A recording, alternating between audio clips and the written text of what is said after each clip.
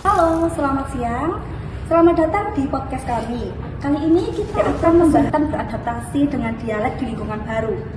Perkenalkan nama saya Muhammad Imas Arifan. Saya dari Fakultas Perkenalkan nama saya Gufron. Saya dari Fakultas Keguruan dan Ilmu Pendidikan dari Prodi dengan Kromo Jowo. Jadi ketika saya kuliah di Universitas Masyarakat yang dari Madura. Nah, kenapa saya berada, maksudnya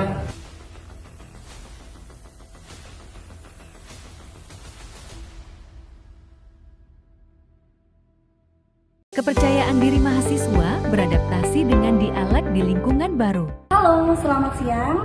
Selamat datang di podcast kami. Kali ini kita akan membahas topik yang mungkin sangat dekat dengan pengalaman banyak mahasiswa, yaitu kesulitan beradaptasi dengan dialek di lingkungan baru.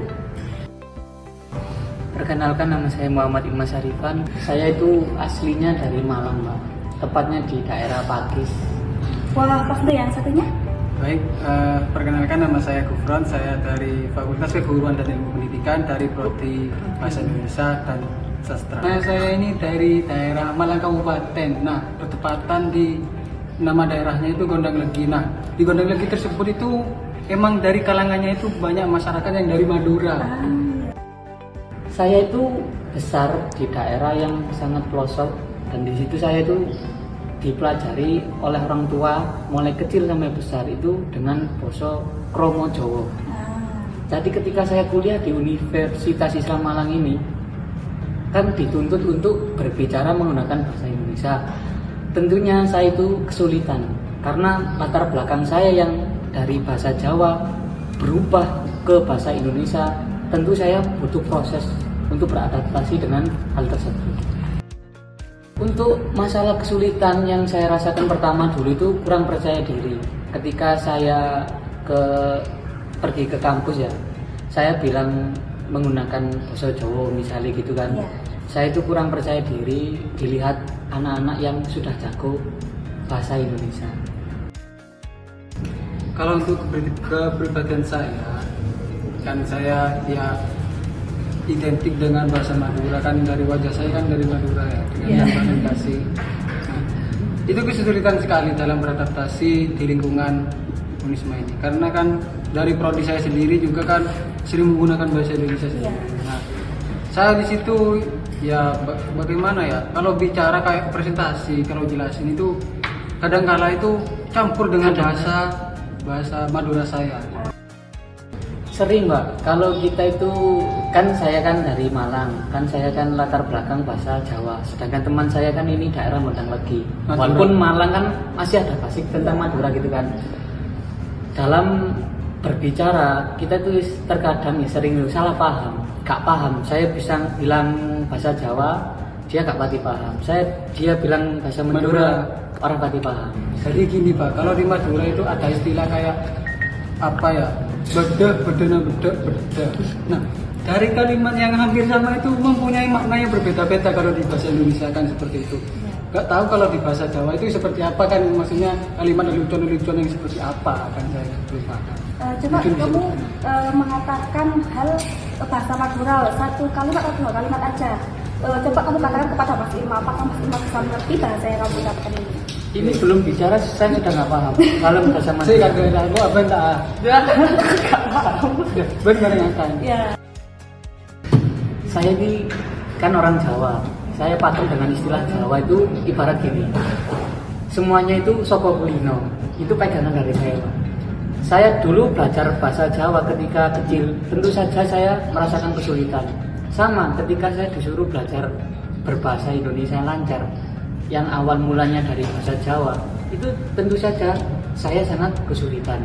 Berhubung saya latih terus akhirnya bisa lama-lama itu. Nah, yang saya rasakan selama ini, mungkin dari teman-teman dari bahasa Jawa dari daerah-daerah manapun mungkin agak sedikit risih ya dengan bahasa Madura yang kadang-kala saya itu apa ya, tidak sengaja gitu. Kadang spontan keluar sendiri bahasa Madura saya seperti itu. Karena udah terbawa secara lahir ya. Terus karena logatnya juga sangat berbeda sekali. Karena bisa kita lihat bahwasanya logat Mas Ilma dengan Mas Gufron ini sangat berbeda antara Jawa dan juga Madura. Ya, Kalau saran dari saya ya, intinya itu jangan mudah untuk putus asa. Ketika kamu mau belajar, terus belajarlah. Jangan sampai menyerah di tengah-tengah. Itu membuat cita-cita kalian itu nanti akan punah semuanya. Intinya gitu. Dan kalau menurut saya pribadi itu intinya konsisten. Nah, apapun yang kita lakukan selama itu baik, ya udah lakukan saja. Meskipun dari bahasa yang kita miliki kayak Madura, banyak orang yang kadang gak suka dengan bahasa kita. Kadang kalau ngobrol itu gak nyambung dengan bahasa Madura yang saya pakai ini. Tetap lakukan hal baik, karena dengan hal baik itu kita bisa belajar bagaimana kita bisa merubah dari yang buruk menjadi baik. Berarti itu tergantung kepercayaan diri masing-masing ya. Kalau kita percaya diri dengan logat kita, maka kita akan mudah menghadapi kesulitan-kesulitan yang ada di sekitar kampus. Bisa kita tanya lagi kepada Mas Gufron dan Mas Ilma, ketika awal kuliah di kampus ini, mereka kan masih menggunakan bahasa yang logatnya itu sangat kental dengan daerah mereka masing-masing.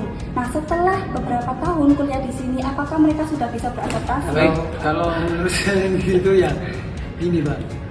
Selama saya berproses berapa tahun ini? Sudah 2 tahun setengah. 1 tahun setengah. Iya, maaf. 1 tahun setengah ini berjalan. Ya kalau dari 1 sampai 100 itu 70% lah untuk beradaptasi itu. Karena dengan yang saya hadapi selama kuliah di sini dengan memakai bahasa daerah saya itu sangat sulit sekali Pak untuk beradaptasi seperti itu. Seperti itu. Kalau untuk Mas Ilma bagaimana? Kalau selama saya kuliah, kan saya masih semester 3 ya, mungkin 50% lah dari proses saya. Itu saja sih. Wah, terima kasih ya atas cerita dan juga tipsnya untuk teman-teman yang ada di lingkungan mahasiswa ini. Nah, dari obrolan ini kita bisa belajar bahwa adaptasi itu memang butuh waktu dan usaha ya. Dan benar juga bahwasanya semua usaha itu tidak pernah mengkhianati hasil. Sampai di sini saja podcast kami kali ini. Kita baik, terima kasih. Wassalamualaikum warahmatullahi wabarakatuh.